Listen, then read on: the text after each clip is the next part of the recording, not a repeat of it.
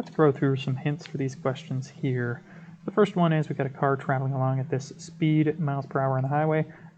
If you need to, make sure you're converting into meters per second. There's a link up here at the top for that. Okay, so that link will help you if you're having trouble with that part of this assignment. Traveling along at this speed, so converting into meters per second. Then it tells us what our coefficient of friction is in this case. And there's a second coefficient of friction for the second part of the problem. All right, so to figure out friction force, we can kind of draw the force diagram on this car. The car is moving forwards, but it has a normal force, a weight, and there's going to be some sort of friction force. And remember, the friction force is proportional to the normal force, which in this case is equal to the weight force. So use all of those bits of knowledge to talk together, and remember that friction force is equal to mu times the normal force. And it depends which mu you use, depending on if it's sliding or not sliding. So same equation for this next one here. We're finding the coefficient of static friction and for kinetic friction, and you need to remember what those mean and read through the example to figure out what this one is. This one should be pretty straightforward, just an application of friction force is equal to mu times the normal force. Next up, we've got this 3 kilogram block on an incline, sliding a distance down the incline.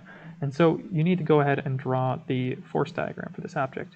We're going to have a normal force going this way, a weight that's going straight down, and in this case, since it's sliding down the ramp, it's going to have a friction force that goes up the ramp. And this is going to be a kinetic friction because it's sliding. And so what you need to do is take this weight force and break it up into its components. We're going to have a component of the weight that is perpendicular and a component of the weight that is parallel. These are going to be equal to, the parallel one is going to be this weight times sine theta. This one's going to be weight times cosine theta. And what we can say about these is that these two components have to be equal to one another because the normal force has to be equal to the perpendicular force because it's not accelerating off of the ramp in any case. And so this is sort of what we need to make sure that you pay attention to as you're setting this whole thing up. We first need to find the acceleration, as the question states here, using just kinematics. Once you've got the acceleration, you can set up the net forces over here along the parallel direction to figure out what the net force needs to be. Once you know the net force, you can use that to figure out the friction force and then find the coefficient of friction overall. All right, next up is number 4. We're looking at this. We've got an object on the table, in this case, with another object down there. If you take the method that we've talked about, which is sort of straightening out these kinds of systems, what you can do is just say you've got M2 with a gravity force this direction, M2G, connected to M1 by the string, and those are internal forces, so we don't consider those. For M1, it's got some extra forces, but really the only force that matters in this case is going to be a friction force pointing to the left.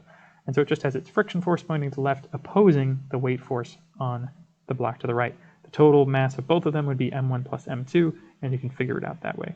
Otherwise, you can just set up force diagrams for each of the objects individually, say that their accelerations are equal to one another, and do a system of equations to solve it that way. But this actually wants you to figure out what the tension is in the string, so first you'll need to find the acceleration, and then you can use that to find the tension, or you can do it a different way. Sorry about the bell. And then the last one here is this block of mass 2.65 kilograms pushed up against the wall. This one is a tricky question, so I want you to give this one a go and see how well you can get with it. But the thing about this is if you push something straight against the wall, you can get it to stick to the wall and not slide down without you providing any upwards force. And in that case, friction would be the thing that is holding this against the wall. Static friction in this case would keep it from sliding. And if you push it hard enough, it will actually stay there and stick. So in this case, if we push upwards as well, if we push at high enough of an angle or hard enough upwards at this angle, it will actually start to slide upwards. And if we don't push hard enough, it will start to fall downwards. So we're trying to find the range that this will happen. So you'll have to draw out the force diagrams for each of those situations where basically what's the, when the friction is pointing upwards, and in some situations friction will be pointing downwards. So when we're not pushing hard enough, friction will be helping to hold the book up. And if we're pushing too hard, friction will actually be working downwards to keep the object from sliding up the wall. And then you can kind of look at these, and I guess I kind of gave some suggestions about what the multiple choice might be for these answers. But give this one a go. If you're having trouble with this part A of this, but can answer the multiple choice, that's okay too. This is a highly challenging question, so good luck with it.